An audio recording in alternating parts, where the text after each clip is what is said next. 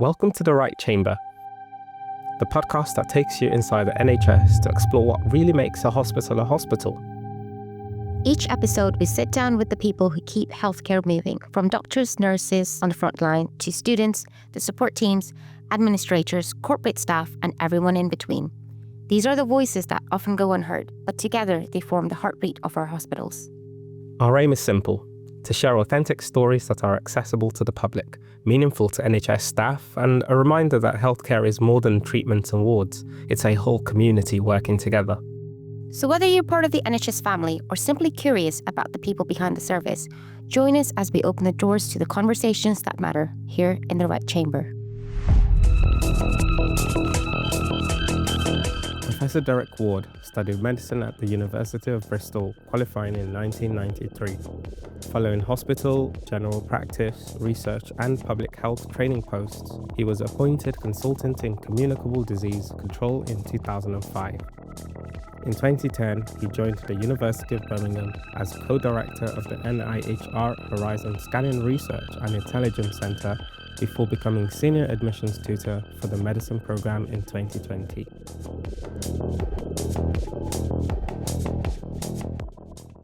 Applying to medical school can feel overwhelming with so much advice and information out there, but what are admissions teams actually looking for? In this episode, we're joined by Derek Ward from the University of Birmingham to discuss how students can choose the right medical school, strengthen their application, and avoid some of the most misconceptions along the way. So whether you're thinking about studying medicine yourself or supporting someone who is, this episode offers practical advice and valuable insight into the admissions process. So let's get started. Hi there. Thanks for having me here. So my very grand title is Clinical Professor of Public Health, which means I'm a doctor, but I also work at a university. But the reason I'm coming to chat to you today is one of my roles is the admissions tutor onto our medicine programme at Birmingham. Medical school is one of those things. It is so popular and getting more and more, competitive to get in. I remember applying to medical school myself, and I actually didn't even think much of what was happening after medical school because the initial stress was just getting in the first place. Once you're in, it's like, okay, I just have to show up now. Show up, and then the other stress passes in, like, now you have to pass everything in. But why is that? Why is medical school so popular? I think it's always been and still a really popular career choice for young people. So I think it is deservedly so because it offers a great deal of opportunity to work in a profession that is respected by the public, has pretty secure employment. I'm not saying that's perfect, but compared to maybe other university courses, has secure employment. But the actual job itself, I love being a doctor. It's about speaking to people. It's varied. There's intellectual challenges. There's practical elements to the job. Really, within medicine, I think there is a place for most types of people. This episode is geared towards our medical or prospective medical students. Sure. So what should someone look for when they're picking a medical school? Okay. So I'm talking from the perspective of someone who admits people from school onto a medical program. So there are also programs that admit graduates, which are designed for people who've done a degree already. So obviously those are two different groups of medical school, and you need to decide sort of, what's your circumstance as to which you'll be applying to. But medical schools, we are all similar in many ways because we are all regulated by the General Medical Council. So they set out what the outcomes from any medical degree should be. So the types of knowledge, the skills, the behaviours, the attitudes that graduates, new doctors should have. So we're all working to the same endpoint. Now we do it slightly differently, but all medical schools are working to the same endpoint. So actually, it may not be so much the different degree, the different university, the academic side of things that you're looking at. It may be other things that are much more important to you, and that's absolutely fine. So I work in Birmingham, so we're in a big city. So if you want a big city environment, that might be somewhere you're thinking about.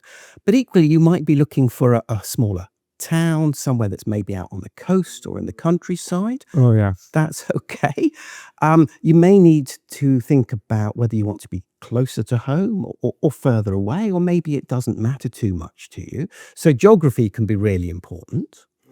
And then there's what I would call student life. And I'm not the person to ask about student life because it was a long time ago for me. But I think you want to try and choose somewhere you think you're going to feel comfortable, where you think, I'm going to be happy and settled here, because you're with us for 5, maybe 6 years.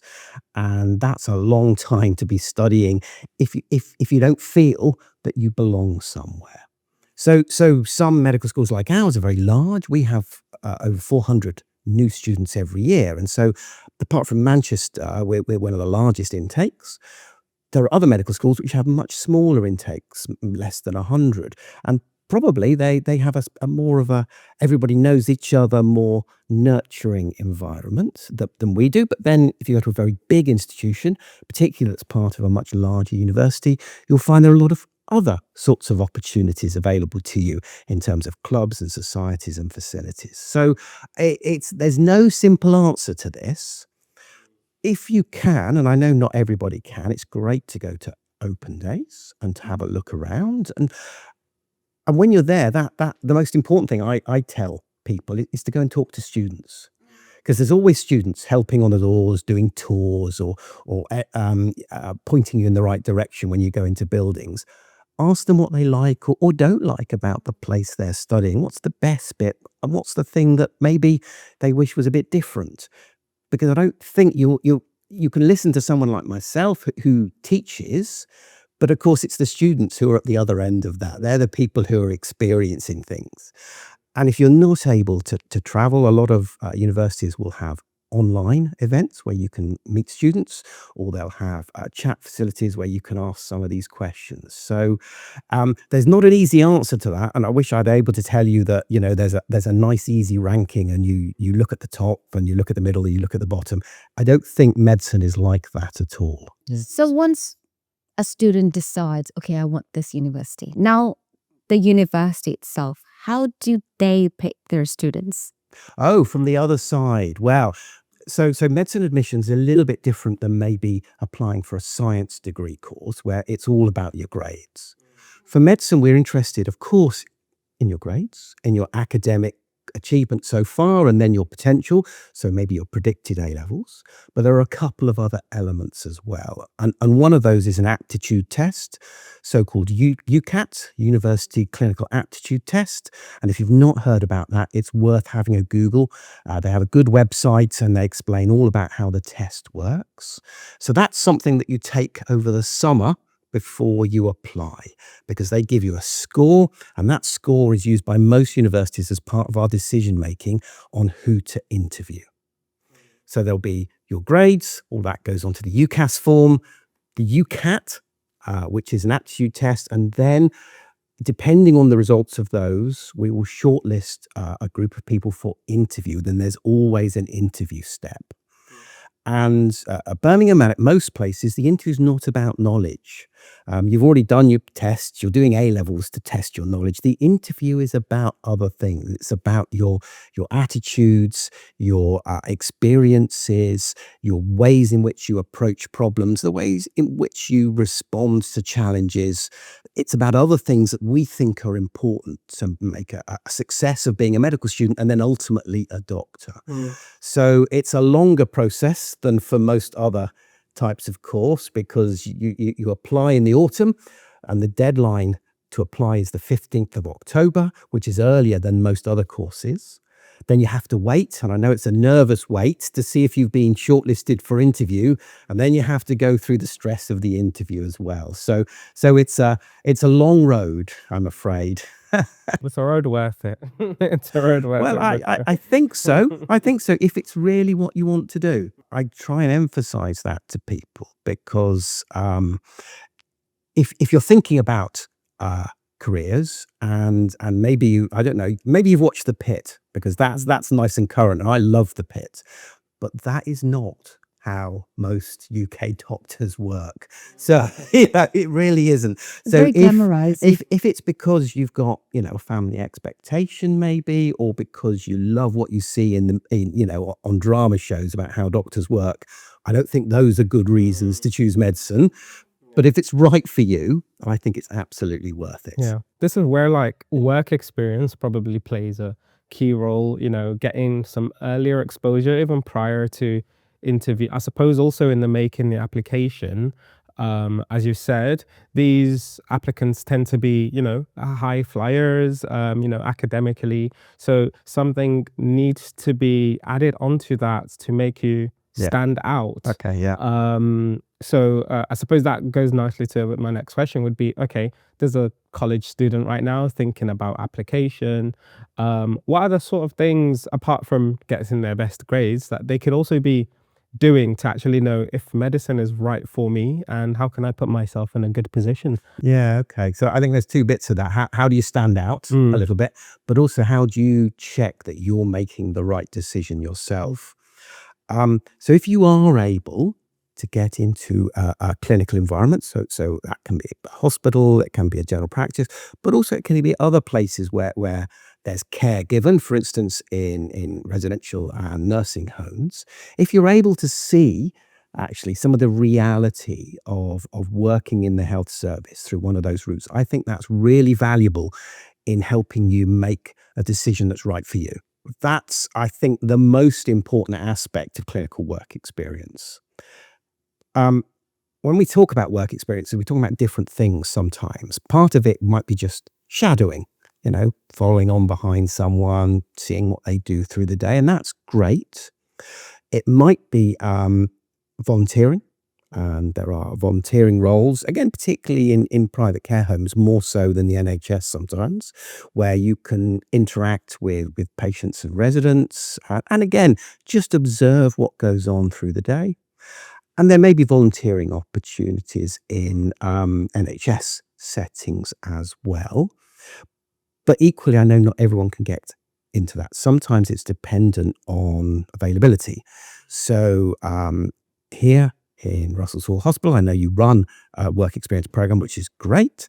But for a lot of people, it's because they have a personal contact. They have an aunt who works in a general practice. They have a dad who's a nurse. Whatever it is, an extra lever. And of course, that means that it's not available to everybody, because in your area, there may not be a hospital program or a GPs that's willing to let you go in. If that's the case, I would suggest if you look on a number of websites, so including our own Applying to Medicine at Birmingham, or particularly something called the Medical Schools Council website. Medical Schools Council is a really useful resource for anyone thinking of applying. There are links to online virtual clinical environments where you can watch consultations, which have been mocked up. You can reflect on those, and they give you advice and guidance on how to reflect on what you've seen as well. So there are other ways of trying to get some impression of what working as a doctor might be like. And there are some shows actually that are much closer to reality. And I think GP Behind Closed Doors is a good example. So several of the practices from South Birmingham have been part of that. And there you see actually the day-to-day life in a general practice surgery. So there are other ways of getting an impression of what it might be like. So all of that is about you helping make your own decision, the right one for you. What we're looking for, and we don't insist on clinical work experience because that just wouldn't be fair to people applying. But I do want to see some engagement with wider society. So beyond your own friend and family network, what else do you do? Do you meet and interact with people that maybe you wouldn't do otherwise, and that can be through sport, playing for a team. It can be through music and drama, if that's your thing. It can be through actually paid employment, because some people, they need to work. So if they've got a Saturday job and you're interacting with the public, that's all really good experience, because it's showing me that you can engage and work with a whole wide variety of different people. Which is key. Yeah, and I mean, ideally, this would be in some sort of role where you're supporting others in some way, and sometimes, so school mentoring programs can be really important. Your school might run a Duke of Edinburgh, and you can do volunteering through that. But it might be faith groups, through cadets, through a whole wide range of different organisations. I just want to see that you're getting out of the classroom. Yeah. You're interacting with a wide variety of people. You're learning how to talk and interact with people, because so much of medicine and healthcare, full stop, is about communication. Absolutely. And you guys will know, but you spend most of your time not doing really clever technical things. You actually spend most of your time talking to patients, talking to your colleagues, interacting and working in teams. That's the sort of core of the role, really. Say yes, so students decided to get into medical school and they've got an interview. Do courses help? Like all these current medical students offering courses or, random courses, do those help? Is it worth it? So I think we have to be clear that there are a lot of advertised programs, and there are some that are much more established than others. And I won't sort of reference one or another, because I don't think that's fair. They are commercial operations. They are almost all there because they're there to make money. Okay. And that's okay. People will do that. But you need to be clear about what you're getting from that. So, for instance, I've seen websites that collate lots of information about entry requirements and interview practices and what the UCAT scores will be. All of that information is available on our websites, our individual medical school websites. So while you might, be attracted by the idea that if I'm paying for extra knowledge, you're not paying for extra. What you're paying for really is the homework, is the legwork to going around all these different websites and finding out for yourself. And so I would say to someone in that situation, well, really, if you're not going to put the time into sort of exploring things yourself, is this really the right option for you? Because I'm sure like universities give you all the information that you require. They're not hiding anything. No, I mean, I don't like to speak for others, but most universities are very similar. So what we have on our website is information about who's eligible. So what GCSEs you're going to need, what A-levels, So what I would think of as the first step in deciding on a medical school, because it's important that that minimum information, that minimum threshold, academic threshold, you must make sure you meet those. Don't apply to anywhere where you're not going to meet those minimum thresholds, because you just automatically won't get interviewed, and that would be a great waste of one of your UCAS slots.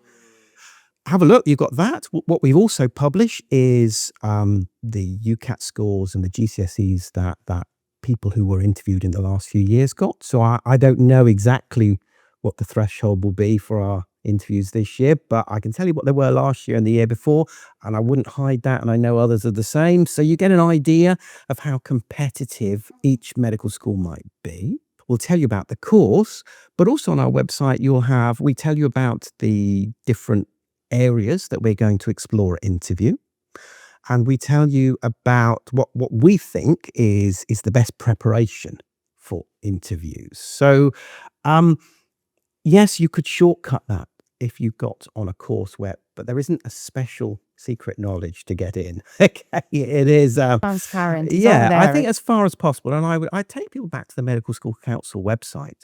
So they list out, for example, what are the qualities that we're looking for in a new medical student, and they give examples of the sorts of questions you might get at interview. So you can start to think about, well, how would I go about answering that? They give you advice on reflecting on the experiences that you've had and how you might show that at interview. So much of it is there. So, I mean, not, lots of people applying, to university in the modern world, in a cost of living sort of situation we're in, do not have spare money to throw away on something. So do your homework first before you decide to do something like that. We did mention it is very competitive. So whether we like it or not, there will be people who don't quite make it all the way to the end of the process. I suppose, what would your advice be for any such person who does have the passion that I really do want to do this, but I haven't been successful? Should they try again, or what are the options really? All right. Okay. So, I mean, this is quite a big question because because you might find that your application has been unsuccessful at different points in the process. So if you've applied and you've not got interviews, so that's the first step. I think you then have to have a very careful look at the medical schools you're applying to. Check what your GCSEs and your predicted A levels are against what those universities are saying. And also the same for the UCAT score, because it might be that you're applying to universities that don't quite fit your grade profiles and your UCAT. Now, if you have a high UCAT, often that means that you can apply anywhere. But if it's a little bit off the top, you may need to be a bit more selective about where you're applying. And so look at what the scores have been in previous years. Make sure if I'd applied there last year, would I have got an interview offer? Well, if the answer is definitely not, then it's probably not worth applying to that medical school. So you have to be a bit strategic. So there's absolutely no problem with someone who has a go. It doesn't pan out for them. They need to then focus on getting the best A-level grades they can, because, if they still want to do medicine, and then maybe come back to that the following year. Medicine is a long career. I'm a lot older than you guys. And from my end of the career, spending an extra year, maybe working, maybe building up a few funds, maybe getting some experiences is no bad thing before you start out in medical school.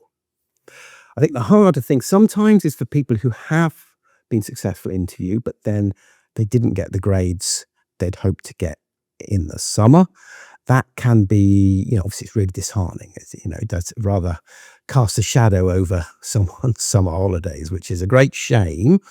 But the first thing to say is if there's anything that's impacted on their A-level grades because they were unwell or because there were family issues at the time, please speak to your school, because all the A-level exam boards have an extenuating circumstances policy and approach. And so they may relook at a grade. But then at the end of it, if you've not got the grade you've wanted, you need to think about, if you're still keen to study medicine, shall I resit my A-levels and try and get, resit my A-levels and see if I can get the grades that I need second time. Now, that will mean redoing the UCAT aptitude test, because if you're going to reapply, you'll need a new score. So it's not an easy thing to suggest to somebody, but if someone's really keen, that's worth thinking about. Some universities, if they have interviewed you and made you an offer and you haven't got the grades, they won't then make you another offer. So check the university small print, so you're not sort of wasting an application. But there are other medical schools. Remember, there are almost 30 medical schools that take school leavers at the moment in the UK. And so look across the full breadth of med schools. It's worth saying, though, that after all of this, if you don't get a place at medical school, there are other routes. And the most obvious one now is graduate entry medicine programs. So you would go and do another science degree, and then you would apply for a graduate entry school, and you do a shortened medicine program. And so that's another route available. It maybe gives you a couple more years to be certain about this is the career you want. it gives you a couple of years because people who are a little bit older often perform much better at interview. I think that's been my experience. And if any, I mean, at the moment, graduate entry medicine is more competitive than it is for A-level students. But I think that will change over time because there's been a growth in the number of medical school places. Almost all of those are in graduate schools. So it's not all is lost if things don't work out. But that's what I would advise someone. And it's a very difficult, it's a very personal decision. Because it will often mean another year maybe of either studying for resits or taking a gap year and working, whatever it might be. So it's not a trivial thing. So it could be a big thing. But try and take time to reflect. If there's someone at school you can talk through your options with, please take up that opportunity. Any myths about medical school that you would like to bust? It's really difficult because one person's myth is another person's reality, and I don't know what people know. But I think people have an idea that if they get into medical school, they will be working 24/7 as a medical school, and maybe you may have a different view that you're always taking exams and studying and going to lectures and reading. There's time in the week to have a full student life, to join clubs, to go out with friends, to play sport, whatever it is you love doing, because that's important for you continuing as a rounded person, because medicine's a long journey and you've got a long career ahead of you, and you need to keep doing the things that give you pleasure, get you out, meeting people. It shouldn't be 7 days a week medicine. I think that's one thing I will say on the positive. I think I would worry if a student was studying all weekend and every evening. You've got to do other things. Yeah. So although there is more contact time than many other degree programs, and what I mean by that, more time in the lecture hall or more time in private study, it shouldn't be the only thing you do in life. So that's one thing I would say. So I meet people sometimes who are worried about that. They're interested in studying medicine, but they're really worried about how intense the course will be. And I think that's a shame. Okay. Once you're a student, you do realize that you actually enjoy medical school. Yeah, So I think I you hope just need so. to get there. Yeah. It's just getting in. Once you're in, it is it's a great experience. You meet people. You're in a role where you're communicating every day, learning to better communicate, as well as building your knowledge as well. I mean, one of the key things from our discussions so far is that it isn't just about the book knowledge and just cramming more and more scientific knowledge and anatomy and physiology, and then neglecting communication, going out there, working in a team, knowing how to support your teammates, knowing how to explain things in a clear, coherent way, chasing a goal together, working with different people, different groups, as you said, Duke of Edinburgh, or sports, or music, or just having the ability to work with people is so valuable, and rightfully so, because being a doctor, that is going to be the majority of what you do, is being able to communicate effectively with patients. The practice of medicine in hospitals is technologically changed enormously since I qualified. And I've no doubt that in 30 years' time, it'll be very different again. And I think the nature of knowledge is changing, how we use knowledge and how we use technology to support that. But I think there's the human element of healthcare, of medicine, of, as you say, explaining complicated things to worried, concerned people. That's going to be a constant. And so, while everything else moves around, it's great if you are, if you're very knowledgeable, if you have technical skills. I think those are increasingly becoming important. But actually, the core humanity is still there. Final tips, do's, don'ts. Let's say two things that you would advise for someone right now in year 11, thinking about applying. What are two things that you would suggest they do, and what are two pitfalls that they should avoid? You put me on the spot. Mm. So if you're you're year 11, you are sort of, obviously you've got to, you're focusing on your exams and everything else. But I think a little bit like we've said already is don't let other things fall by the wayside. Make sure you're still getting out into the world in whatever it is you enjoy doing, and make sure you keep that up, because it's good for you, but also because it will give you a lot more to talk about and reflect on when it comes to interviews. Not to put too fine a point on it. And similarly, when you come all the way around to year 13 and you're applying, a lot of schools put a lot of emphasis on personal statements, and that's great. For medicine, they're a bit less important. I think you should think of them as your first step in preparing to interview.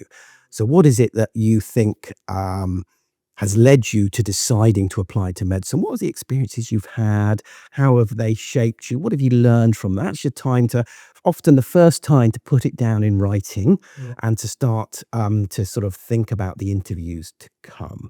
So that's a smaller tip, but certainly something that's important.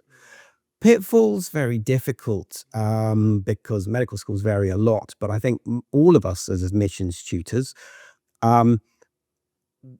we'd say to people, listen to the question you're being asked at interview. There is some people who have, I think, rehearsed answers, things they want to tell me. And often they're not really an answer to the question that you've been asked. And part of the test that we're doing here is actually you're having a conversation with the person opposite. You're not just trying to show off how clever and wonderful you are. We know you've got great grades because that's how you've got to interview. We want to know a bit more about you and, and what makes you tick. And the other thing, pitfall at interview, I think sometimes is people not wanting to appear somehow daft or negative or show any sort of weakness, really, because I want to see about the rounded you. I mean, the fact that someone at interview is worried about some aspects of being a doctor, like, for instance, breaking bad news. If you're not a little bit worried about that, I think you wouldn't be human, and that's fine. Okay, I want to see the whole you at interview, because that gives me confidence that you are a thoughtful, rounded, emotionally mature individual who's going to cope and fly with the course. So that's a roundabout pitfall, really. It's really a positive, but that's. I hope you'll let me off on that one. Thank you so much for your time, Derek. This has been so useful. The students currently applying now who do get to see this episode, just offer you guys a word of encouragement. As you can see, it is doable, it is achievable, and there are things that you can start doing now. So thank you all to the listeners who've been staying with us. And yeah, we will see you at the next episode. Thank you again, Derek. Remember to stay connected with us on social media. Follow us on Instagram and TikTok at RGUCMS, and subscribe to our YouTube channel, RGUC Media, for more exclusive content and updates. Thanks for tuning in to the Right Chamber podcast. Until next time.